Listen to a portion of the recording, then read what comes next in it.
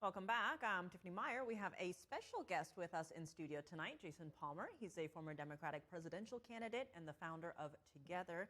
Jason, thank you so much for joining us. Tiffany, thanks for having me.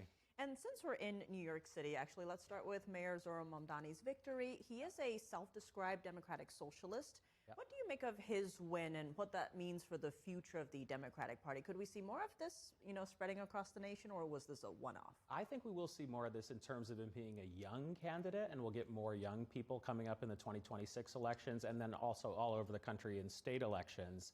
But on that same night, Governor Spanberger and also Governor Sherrill in New Jersey, both of them are more centrist-oriented, so there are going to be Democrats that are more Mamdani-like, and then there are going to be some that are more purple Democrats, which is a little bit more my flavor.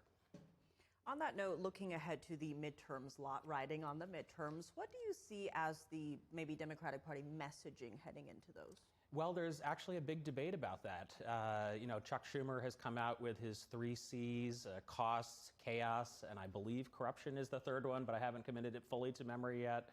There was also David Plouffe was writing an op-ed in the New York Times earlier today about what he thinks it should be. He thinks it should be about affordability. So right now, the Democratic Party does not have a united message.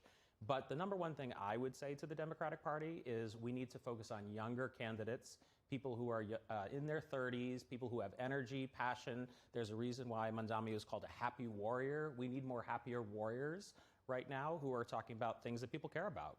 He definitely tapped into the social media sphere. He was great on that. Huge. So you are seeing that play. You have the White House on TikTok, for instance. There's a lot more push there. I do want to dig into something big that's being reported across the nation, and that is fraud, especially welfare fraud. You had Treasury Secretary Scott Bessent saying recently that 5 to 10% of total federal budget goes to fraud. That's based on the Government Accountability Office, which reports that is equal to $233 to $521 billion being lost annually.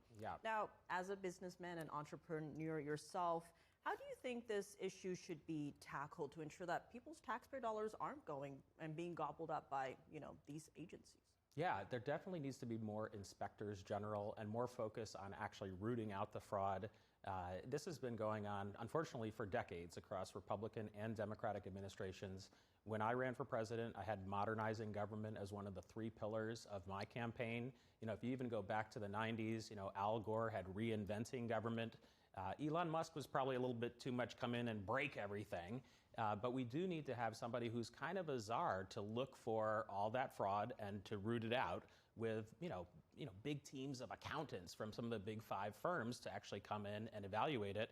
We know where a lot of the fraud comes from. In fact, you can even analyze it in Medicaid and Medicare. There are certain doctors who bill certain codes more and more than they should, and those are the ones that should be investigated, and those are the ones that, actually ended up being part of the Minnesota fraud as well. Definitely a lot to watch for there, for sure. As you mentioned, affordability, of course, is a big issue. A lot of different ways on how to tackle that. You even had, President Trump saying, maybe limiting credit card interest rates and kind of similar to what AOC and other people have been saying in the past. But what do you see as maybe the policies that Democrats are proposing to fix this?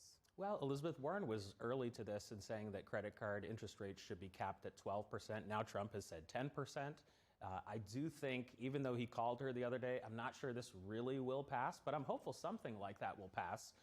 When I was on the campaign trail, I asked a lot of young people about the problems they had with housing, and they said it was the problem of having to pay the rent deposit and first and last months. So sort of a simple change in the rules to disallow landlords from charging both the deposit and first and last month, that could make things more affordable. More people could move out of their parents' homes. More people could get into those apartments that they want to. We need to look for little tweaks like that that actually make things more affordable. And there is an organization here, Kara Ekholm has been running something called Tech Fest in New York City for the last few years, which is to bring technology people into New York City government to actually use technology to find these types of little tweaks that can make the system better.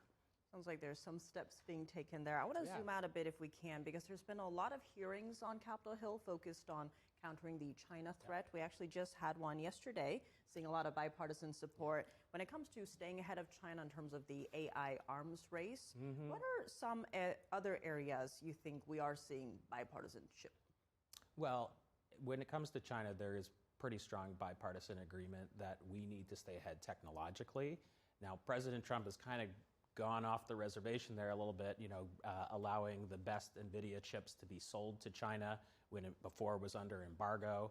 There's cybersecurity that we should be working together to make sure China doesn't get the best cybersecurity technologies and that we stay ahead there as well.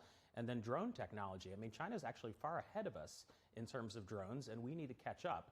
So that's an area where we need to be spending more on R&D, and there are a number of people I know in the military who are part of task forces who are telling me that they're just not getting enough resources to actually upgrade our drone technology.